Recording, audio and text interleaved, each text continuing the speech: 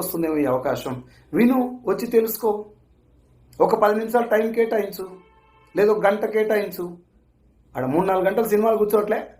అట్లా ఒక మీటింగ్కి రండి. ఫిజికల్గా మీటింగ్లు పెడుతున్నాం కదా మనం, సెమినార్స్ జరుగుతున్నాయి కదా. నిజంగానే అది ఫ్రాడ్ అయితే డైరెక్ట్గా అడగొచ్చు కదా అక్కడ పోయి. ఇంటికాడ కూర్చొని కామెంట్ పెట్టడం కాక అందరికీ చెప్తున్నా, మన అందరివి ఈ కామెంట్ పెట్టే బ్యాచ్ అంతా దాదాపు పేదరికంలో ఉన్న బ్యాచే మనందరం.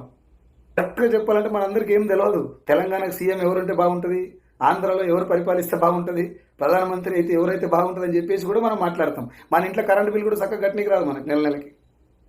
ఆ బ్యాచే ఎక్కువ కామెంట్ చేస్తుంటారు. సో దయచేసి అందులోకి వెళ్ళి బయటికి రండి. ఏదన్నా ఒక industry, not only network marketing, ఏదన్నా ఒక బిజినెస్ ఆపర్చునిటీ వచ్చింది, ఒకరు ఒక వీడియో పెట్టారు, వాళ్ళకి ఇన్కమ్ వచ్చిందని చెప్పారు, అడగండి వాళ్ళని. డబ్బు ఎలా వస్తుంది ఇలా నిజంగా?